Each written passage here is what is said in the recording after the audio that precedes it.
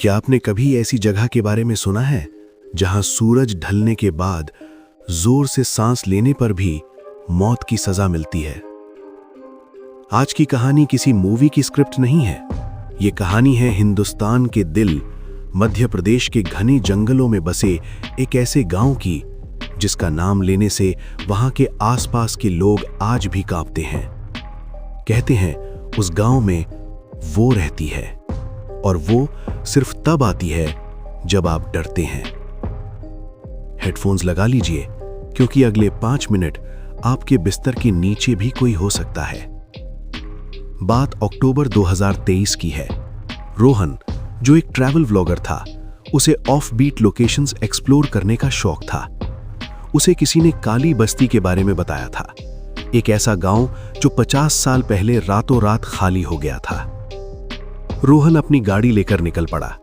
Google maps ने रास्ता दिखाना बंद कर दिया था। जंगल इतना घना था कि दिन में भी रात का एहसास हो रहा था। करीब शाम के 6 बजे रोहन की गाड़ी एक पुराने बरगद बैनियन पेड़ के पास रुक गई। सामने एक खंडहर नुमा दरवाजा था। लेकिन अजीब बात यह थी, गांव खंडहर था पर वहां से ताजा खाना बनने की खुशबू आ रही थी। रोहन गाड़ी से उतरा, कैमरा ऑन किया। गाइस, ये जगह बिल्कुल सुनसान है पर मुझे लगता है यहां कोई है, रोहन ने रिकॉर्ड करते हुए कहा। तभी उसे किसी ने पीछे से टोका। भाग जा यहां से बाबू, सूरज ढल गया है। एक बूढ़ा आदमी जिसके हाथ में एक लालटेन थी वो वहां खड़ा था। उसकी आंखें बिल्कुल सफेद थीं, जैसे मोतियाबिंद हो। रोहन थोड़ा घबराया पर कंटेंट के चक्कर में उसने पूछा, बाबा ये गांव खाली क्यों है और ये खुशबू कैसी है? बूढ़े ने जो जवाब दिया वो सुनकर रोहन के पैरों तले जमीन खिसक गई। बूढ़ा बोला, ये खुशबू उन्हें बुलाने के लिए है जो भूखे हैं। अगर तुमने अभी वापस गाड़ी नहीं घुमाई तो तुम्हारी खुशबू भी उन तक पहुंच जाएगी। रोहन स्केप्टिक था, उसने बात मजाक में उड़ा दी। वो बूढ़ा वहां से गायब हो गया। लिटरली पलक झपकते ही गायब हो गया। रोहन को लगा शायद अंधेरा ज्यादा है इसलिए दिख नहीं रहा। लेकिन तभी रोहन के कैमरे ने कुछ डिटेक्ट किया। रात के 8 बज चुके थे। रोहन वापस गाड़ी की तरफ भागा, लेकिन गाड़ी स्टार्ट नहीं हुई। और तब शुरू हुआ वो खेल।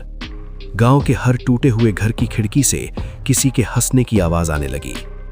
रोहन ने गाड़ी लॉक की और अंदर बैठ गया। तभी उसकी विंडो पर किसी ने नॉक किया। रोहन ने डरते हुए बाहर देखा, कोई नहीं था। फिर दूसरी तरफ से नॉक हुआ और फिर रोहन की नजर रियर व्यू मिरर पर पड़ी। पिछली सीट पर वही बूढ़ा बैठा था, लेकिन इस बार उसका चेहरा नहीं था, सिर्फ अंधेरा था। बूढ़े की आवाज आई पर होठ नहीं हिले।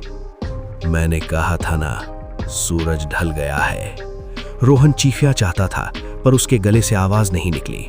उस गांव का नियम था सन्नाटा। अगर तुम चिल्लाए तो तुम मारे गए। सुबह जब पुलिस को रोहन की गाड़ी मिली तो वो गाड़ी 50 साल पुराने उसी बरगद के पेड़ से टकराई हुई थी। कैमरा में लास्ट रिकॉर्डिंग थी।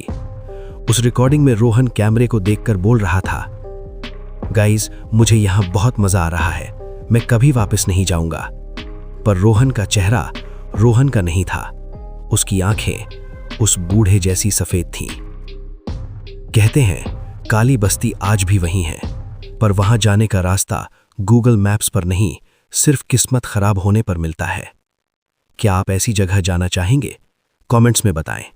और अगर आज रात चैन से सोना चाहते हो तो सब्सक्राइब का बटन दबा दो, वरना क्या पता अगली दस्तक आपके दरवाजे पर हो।